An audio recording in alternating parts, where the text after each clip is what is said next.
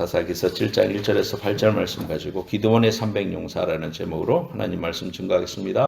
역사에 300대 100만의 전투가 있었다고 합니다. 그래서 300라는 영화가 있죠. 300. 이 역사적인 전투는 영화로도 제작이 되었지만은 기원전 480년에 페르시아의 크세르크세스, 구약 성경에 나오는 이름으로 하자면은 아하수에로 왕이 이끄는 100만 대군을 맞이해서 스파르타의 왕 레오니다스가 이끄는 300명의 용사들이 테실리아 지방의 테르모빌레 협곡을 최후의 방어선으로 하여 사활을 건 전투를 벌였다고 합니다. 협곡이 이렇게 지금도 있는데 그 뒤로 좁은 데서 아주 배수의 진을 치고 그 300명이 싸우는 그러한 장면이 영화로 제작되기도 했습니다.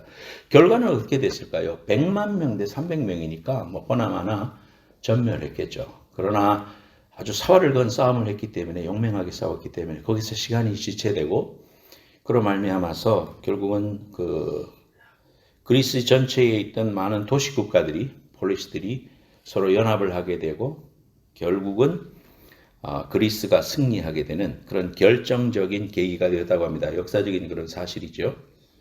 그래서 이러한 일이 페르시아의 용사 300명이 수행한 전투 이때보다도 700년을 더 거슬러 올라가면 오늘 성경의 본문의 내용이 기드온이 300용사를 가지고 미디안과 아라비아의 군사들을 물리친 이야기가 성경에 나오는데 오늘 본문의 말씀 사사기서 7장에 나오는 이야기입니다.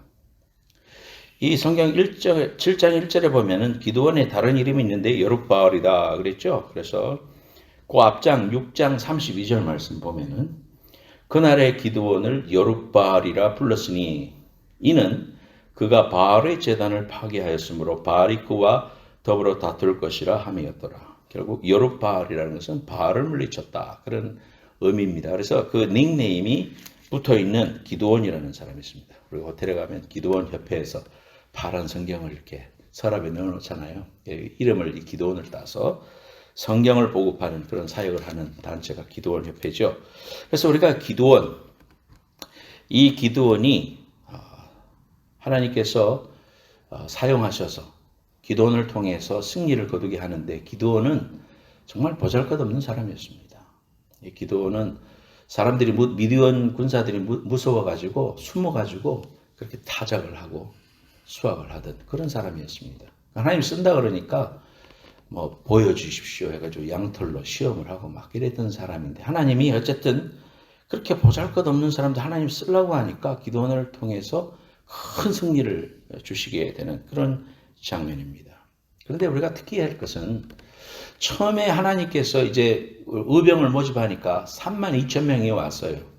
32,000명이 왔는데 하나님이 32,000명도 지금 15만 군사하고 싸우려면은 부족하잖아요. 근데 하나님이 특이하게도 좀 보내라. 너무 많다. 그러면서 두려워 떠는 사람들 다 보냅니다. 그러니까 이제 10,000명만 남았어요. 그래서 32,000명 중에 20,000명이 돌아가고 22,000명이 돌아가고 10,000명만 남았는데 그것도 부족한데 거기에서 하나님 테스트 하셔가지고 300명만 딱 남깁니다. 자, 이렇게 하신 이유가 뭘까? 결국은 우리가 성경을 뒤로 돌아가 보면은 대승을 거두게 됩니다. 300명이. 성경의 싸움은 하나님의 행하시니까 저들끼리 싸우다가 막 그냥 다 패하고 마는 그런 일들이 하나님께서 허락해 주십니다. 그래서 우리가 오늘 이 300용사를 통해서 하나님이 써주시는 사람은 어떠한 그런 사람들인가 생각해 보려고 그래요. 4가지 여러분 오늘 꼭 기억해 주기 바랍니다. 첫 번째, 따라합시다. 300용사는 두려워하지 않는 자였다. 시작. 300용사는 두려워하지 않는 사람이다. 그래서 두려워 떠는 자는 3절에 보니까 이제 내가 너희 백성의 교회 외쳐 이르기를 누구든지 두려워 떠는 자는 돌아가라. 그러니까 두려워 떠는 사람들 다 돌아갔습니다. 22,000명 돌아갔습니다. 그래서 오늘 본문 보면은 7장 1절에도 보면 하룻샘 곁에 진을 쳤는데 참 공교롭게도 그 샘 이름이 하룻인데요. 하룻이라는 말 자체가 떤다 이 말입니다. 떤다. 예. 이 싸움 앞에서 떨지 않을 사람이 어디 있습니까? 예. 그래서 전쟁 영화를 보면은 막 총탄이 빗발치는데 막 예. 이렇게 내면 맞으니까 이래가지고 저 손만 내놓고 쏘는 경우가 있어요. 그러니까 총알이 빙빙 날아오고 옆에 사람이 죽고 막 그러면은 이제 못 나가다가 총알 바지 소대장님이 나를 따르라 하면서 앞에 나가다가 소대장이 총을 탁 맞고 이제 쓰러지면 소대장님 하다가 또 1등 상사가 나가고 막 그러다 보면 이제 눈이 뒤집어져 가지고 돌격 해가지고 나가서 이겼다. 이제 그런 이제 이야기들이 많이 있죠. 전쟁은 참 위험하고 또 굉장히 잔인한 것이죠. 두려워 떠는 것은 하나님이 기뻐하시잖아요. 그래서 우리가 이 세상에 있는 모든 일들 속에 두려움이라는 그 감정 자체는 나쁜 것은 아닙니다. 그렇지만은 두려워하지 않고 우리가 영적으로 하나님을 의지하고 승리하려고 하는 이런 믿음의 자세를 가지는 것은 굉장히 중요한 거예요. 우리가 그리스도인이 돼서 하나님을 믿노라 하면서도 모든 일 앞에서 두려워 떨고 막 어찌할 바를 모르고 막 손이 떨리고 막 입에서 식은땀이 나고 말이야. 그렇게 되는 것은 하나님이 기뻐하시는 일이 아니에요. 그래서 에베소서 6장에 보면은 그래서 너희는 하나님의 전신갑주를 입어라. 구원의 투구를 쓰고 의의 형배 붙이고 갑옷을 입고 뭐 신발을 신고 성령의 검을 가져라. 이렇게 전신갑주를 이기고 두려워 떨지 말라. 그렇게 이야기했습니다.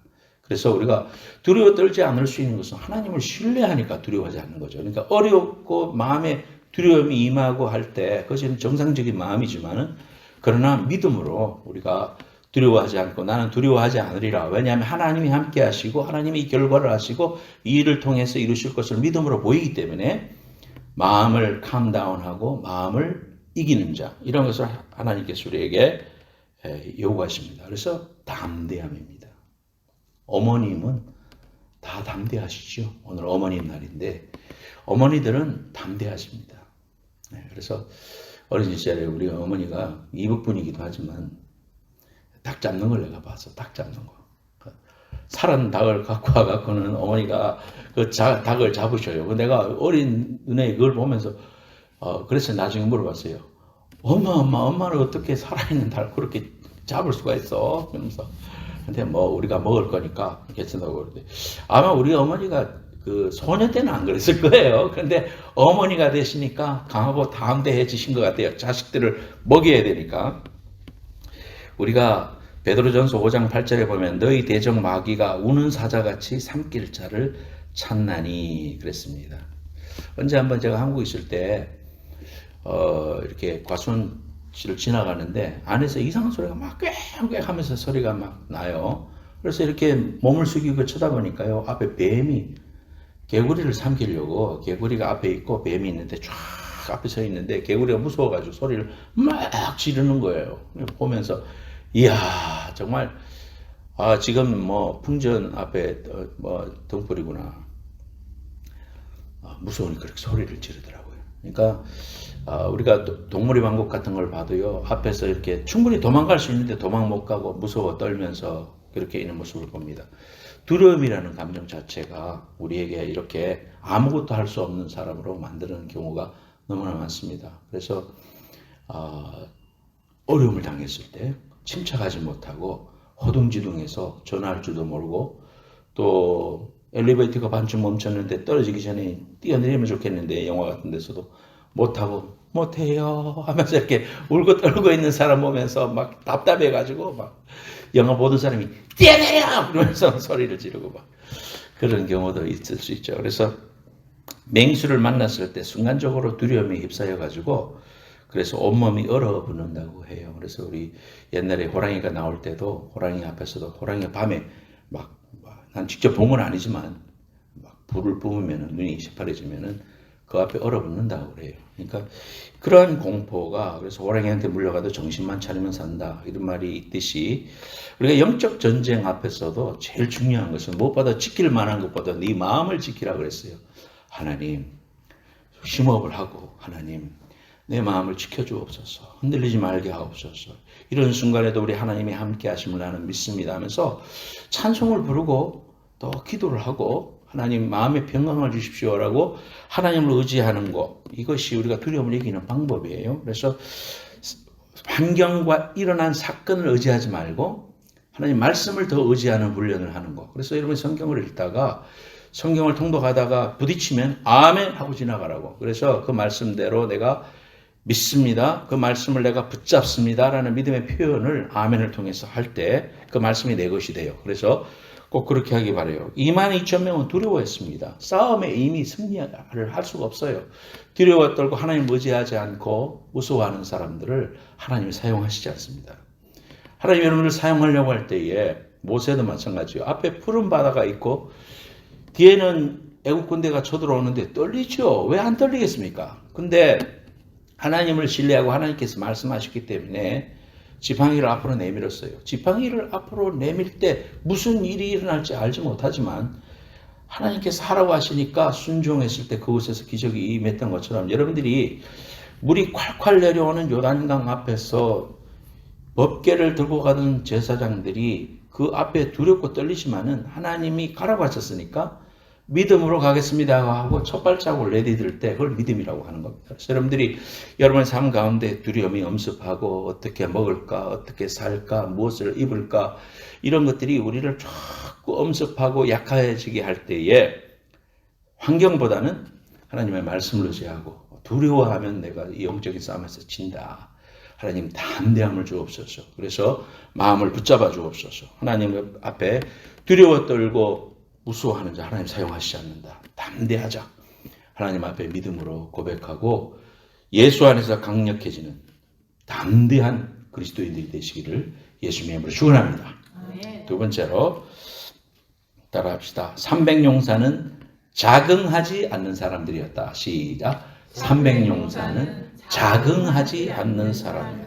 스스로 2절에 보니까 여호와께서 기드온에게 이르시되 너를 쫓는 백성이 너무 많은즉 내가 그들의 손에 미디안 사람을 붙이지 아니하리니 이는 이스라엘이 나를 거스려 자긍하기를 내 손이 나를 구원하였다 할까 함이라. 하나님이 그 이유를 말하잖아요. 스스로 이거 사람이 많으니까 우리가 이길만 했으니까 이겼지. 이렇게 이제 생각한다는 거예요. 그러니까 우리가 하나님께 매달리다가도 일이 되고 나면은 어떻게 생각해요?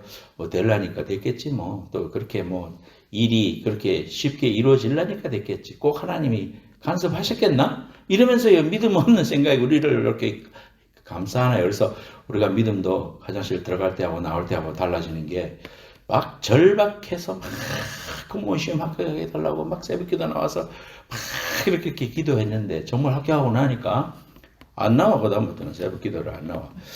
참 이게 인간의 그 간사한 마음이에요. 우리가 정말 하나님 앞에서 하나님이 이런 거 싫어하시더라고. 그러니까 스스로를 의지하고 스스로를 바라보면서 하나님보다 다른 것들을 더 의지하려고 하는 마음 하나님은 철저하게 배격하신다.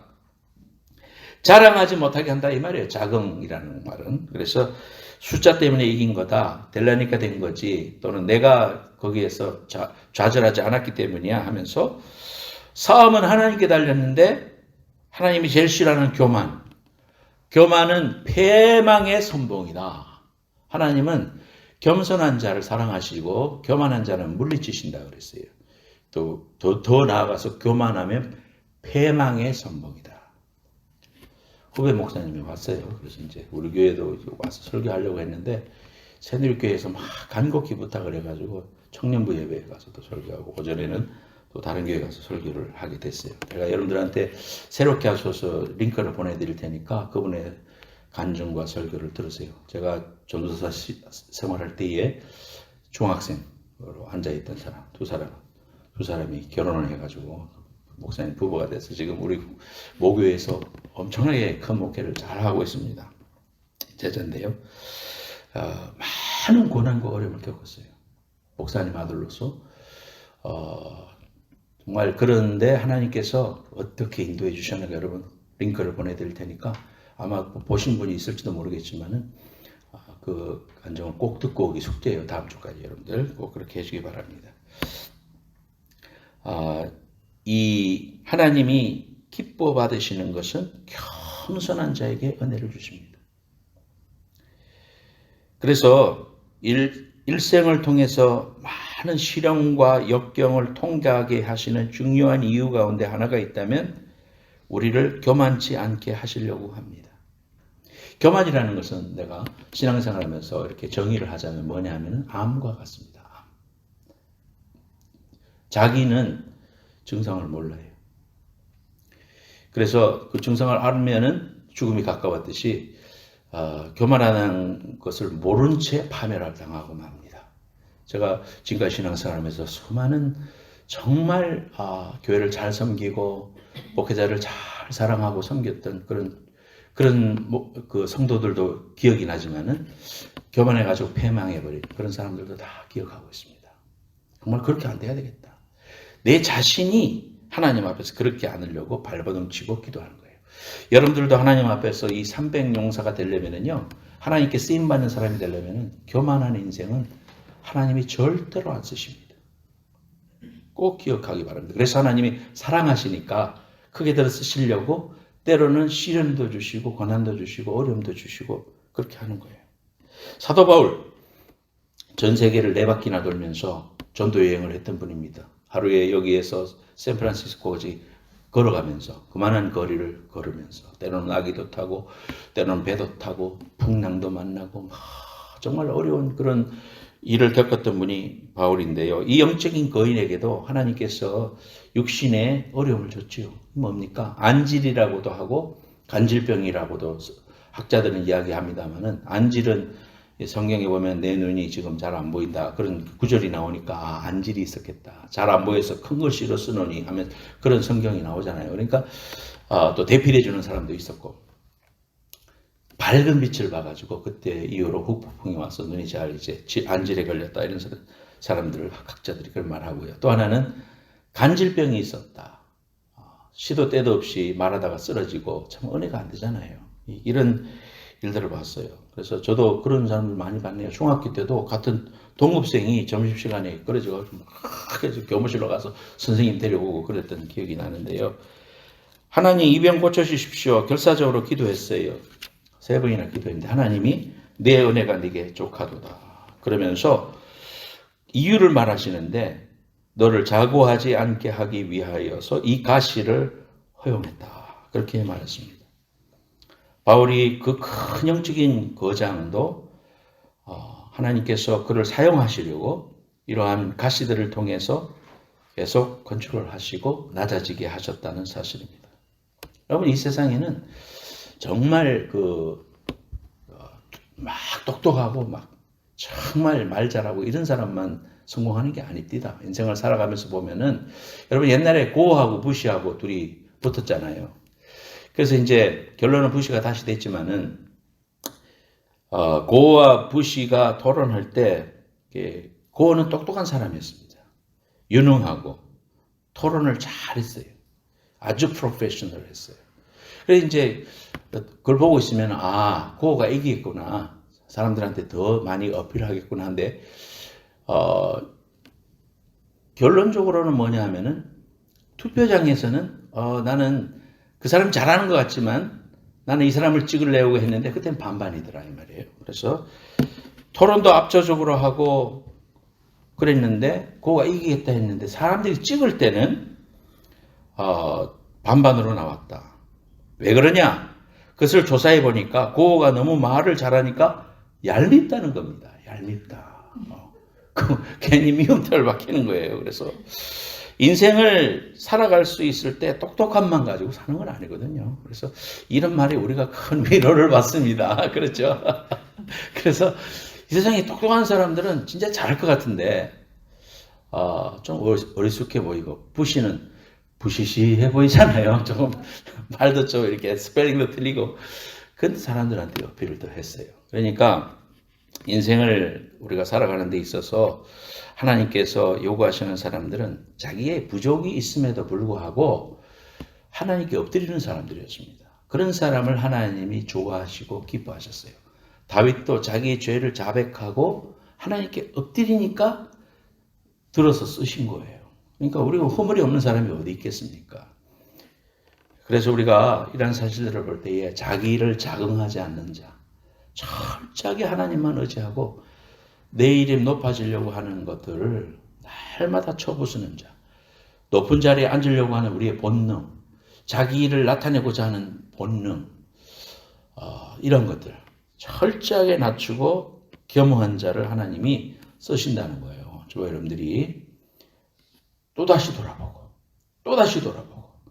영적으로 적응하지 않고 숫자로 이겼다, 내 학벌로 이겼다, 내 재능으로 이겼다, 내 똑똑함으로 됐다, 이런 것들을 다 내려놓고 하나님의 은혜로 됐다, 하나님이 축복해 주셔서 됐다, 오늘 이 순간에도 우리의 생명의 주관자는 당신이십니다 라고 고백하고 겸손히 주님 앞에 고백할 수 있는, 그래서 쓰임받는 여러분들 되시기를 축원합니다. 세 번째, 따라합시다. 주를 신뢰하는 사람들. 신뢰하는 사람들. 이렇게 겸손하다고 자기가 부족함을 알고 있다고 해서 그것만으로 하나님이 자동적으로 쓰는 것은 아니에요. 나는 부족해요. 그것만 아는 것 가지고 하나님 쓰시는 건 아니더라고요. 중요한 건 뭐냐면은, 아이고 나는 못해요. 하나님 나는 부족해요. 나는 아무것도 할 수 없어요. 겸손한 것 같지만 그러니까 하나님 앞에 엎드리고 도와달라고 하고 써달라고 하고 매달리는 자, 이런 자를 하나님이 300영상 쓰시더라 이 말이에요. 그래서 자기의 연약을 알기에, 자기의 부족을 알기에 강하신 주님 앞에 와서 그분 앞에 무릎을 꿇을 줄 아는 것이 중요합니다. 무디 목사님은 비록 구두방에서 일하는 사람이었지만 하나님께 능력받아서 큰 대부흥을 이뤘죠. 영국과 미국에서. 그분이 모세에 대해서 그런 이야기를 했습니다. 모세를 세 가지로 스테이지로 나누면, 여러분 들어봤죠? 첫 번째, 왕궁에 있을 때는 I'm somebody. 나는 무엇인가야. 나는 이만큼 됐어. 어쩌랬어요. 이집트에서 세계 4대 문명 중에 하나에서 왕자가 됐으니까 I'm somebody. 근데 쫓겨나서 광야에 가서 목동이 됐죠. I'm nobody. 나는 두 번째 스테이지는 무디 선생님이 I'm nobody 그랬습니다. 아무것도 아니구나. 나는 할 수 없구나. 그런데 80세에 하나님께서 쓰시려고 왔을 때에 그가 말하죠. 나는 못합니다. 맞아요. I'm nobody. 나는 진짜로 할 수 없는 사람입니다. 자존감이 땅에 떨어졌고 하나님 나 봤잖아요. 나 비겁하고 아무것도 아니에요.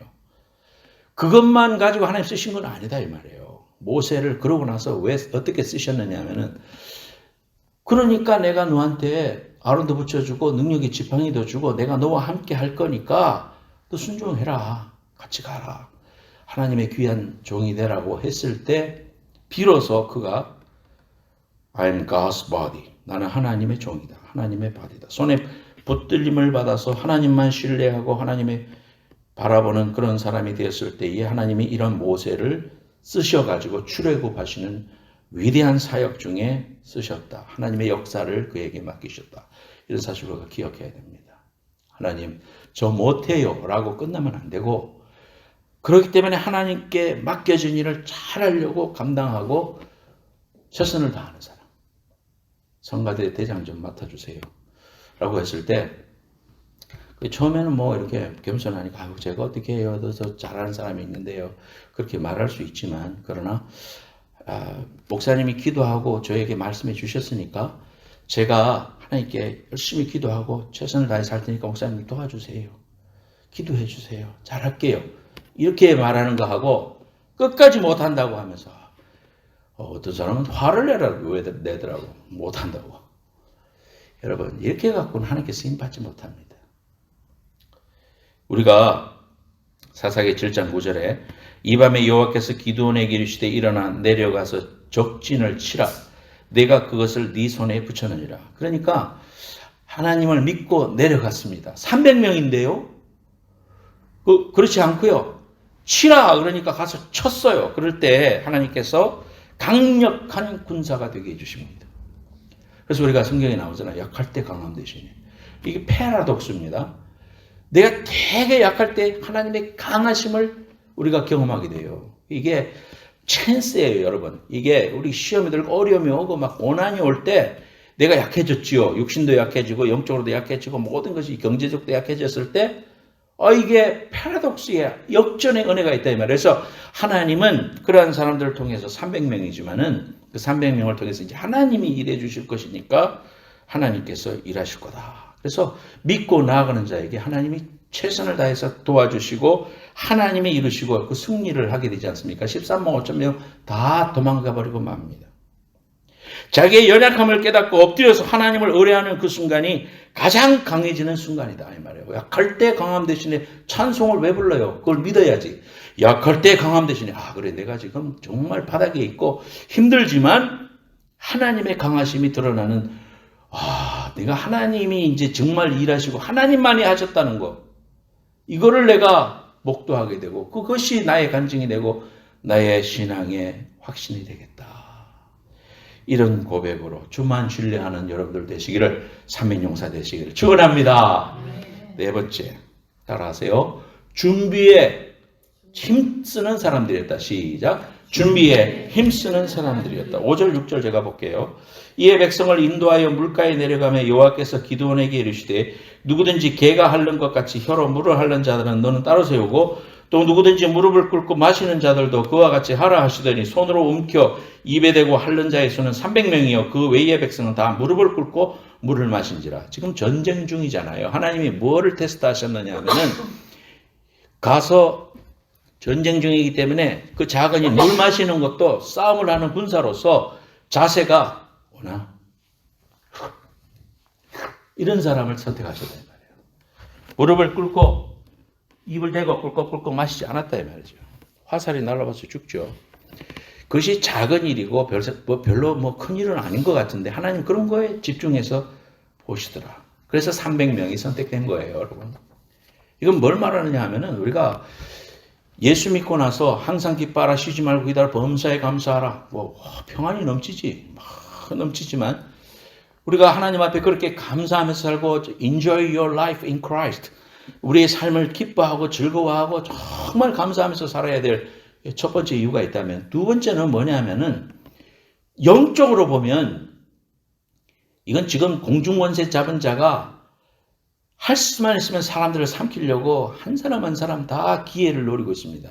연약한 부분, 혈기 잘 내는 사람 혈기로, 여자 약한 사람 여자로, 노름 좋아하는 사람 노름으로, 돈에 약한 사람은 돈으로 시험 들게 해가지고 신앙생활 못하게 하고 또 타락하게 하고 그럽니다. 이러할 때에 영적으로 깨어 있어야 된다. 따라합시다. 영적으로 깨어 있자. 영적으로 깨어 있자.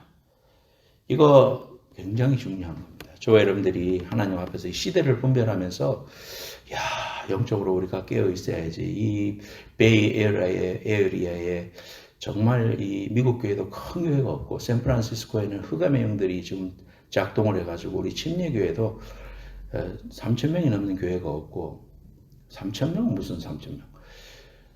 제일 큰 교회도요 숫자가 적어요.